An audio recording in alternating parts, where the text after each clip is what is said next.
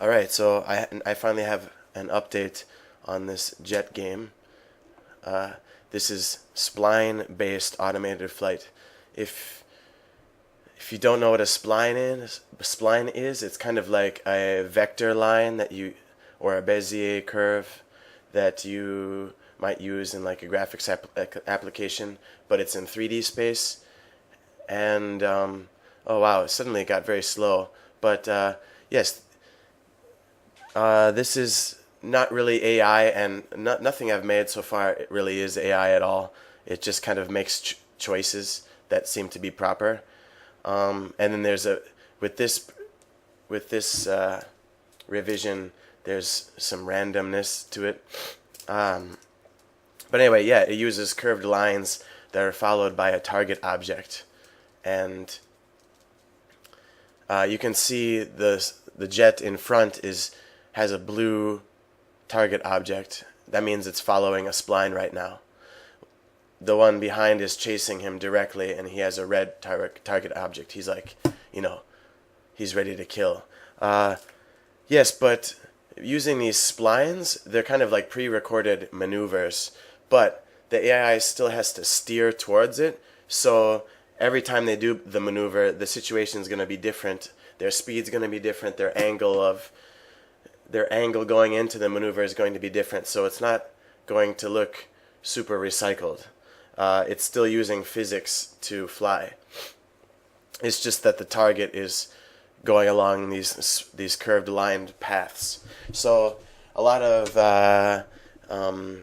flight simulators and dogfighting games, the AI will just start turning and turning and turning in one direction, and it's really boring. Even the top flight simulators like Rise of Flight, the AI, you can get the AI into this position where it just starts turning and turning and turning, and it gets boring after a while. So this should totally eliminate it. And as you can see, so far the AI is not really just turning around each other.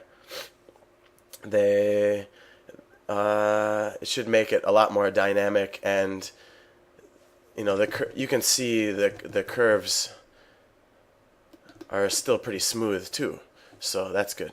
Anyway, basically it's really simple right now and very unrefined, but there's two states. There's red and blue, and red means just fly directly to the target object, and blue means make another target object that follows the spline curve, and I call that state do a maneuver. Alright, so do a maneuver is new, and yes, it generates a spline in front of the jet when it switches into this state. Let me see. So the Z plane is following a spline right now, so we can see its spline. Oh, it's doing the big dip maneuver. Or now it's doing a kind of, I think, is this... Oh, it's doing lose altitude maneuver. Yeah, so anyway, you can see the spline now. There's kind of a weird bug. It's actually following an invisible spline right now, the previous one, and this new spline is generated. I don't have that totally worked out, but it still works.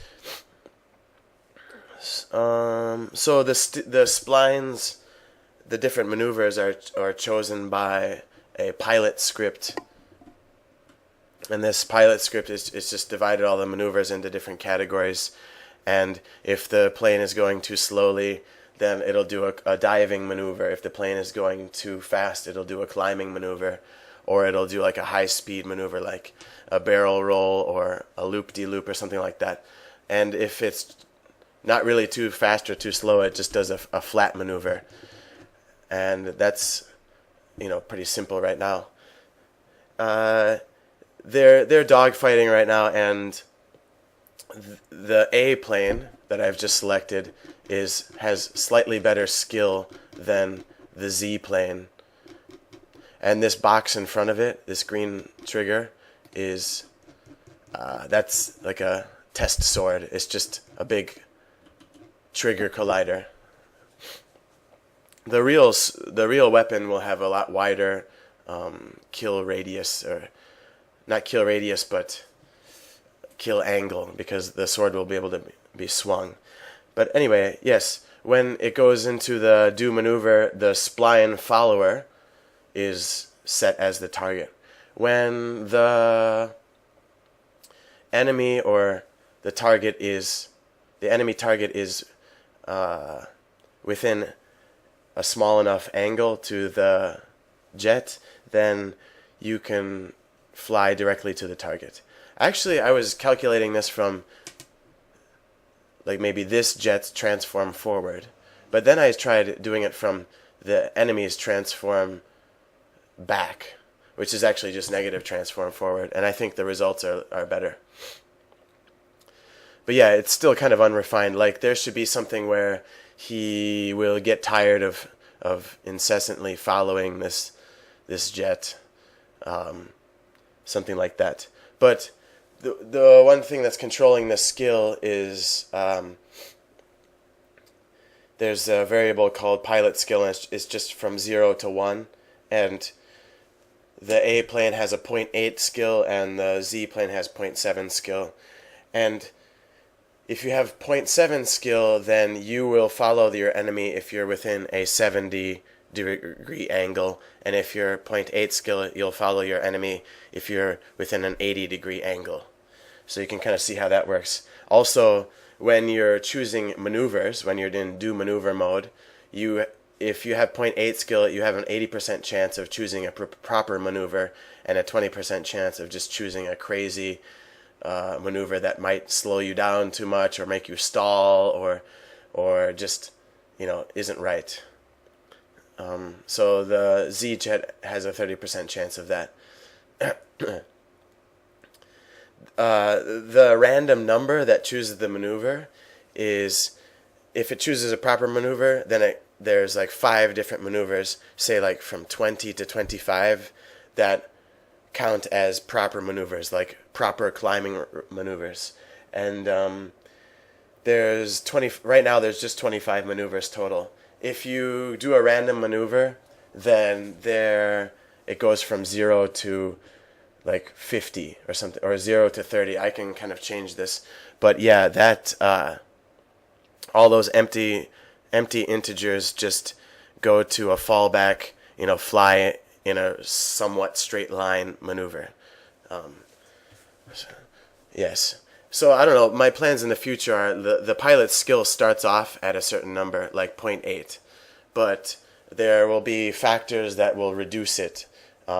It would be cool if there was like Perlin noise applied to it, so it would fluctuate, and it could fluctuate by some sort of like intimidation tactics. Like right now, this plane is right hot on the tail of the other plane, and I would say that after some time, this plane's skill would start to reduce, and then he would be in a weak position, or he might just start going crazy, and yeah, like he would start doing really erratic maneuvers, improper maneuvers, and it would be easier to defeat him, or he might just do something lucky and then get on your tail.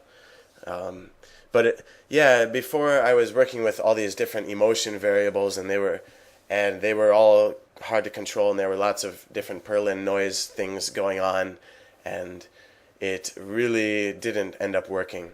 There's also a new steering behavior on this that just directly modifies the jet's rigid body rotation, which is a problem, but it also eliminates a lot of really weird steering behavior that was happening before.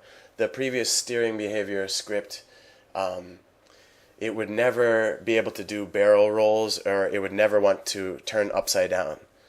And with acrobatics and stuff, you gotta turn upside down.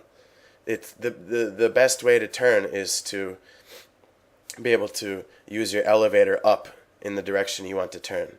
And this direct rotation script, I didn't come up with it. I got it from an asset, and I modified it to suit my needs. Like I added in a portion where if the plane is below a certain speed, it'll still stall, like the player's plane will, which is really important, I think.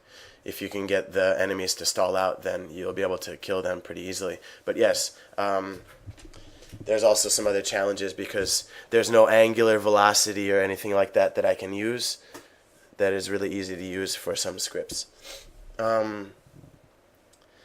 Yeah, and what was I saying about that? I don't know. But anyway, I am really excited about this, and I think the way they fly pretty well right now, even though the script is very simple, and it's just, there's only one variable that can totally change the pilot's flying behaviors.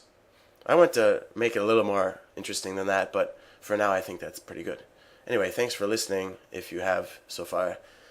Pretty long explanation.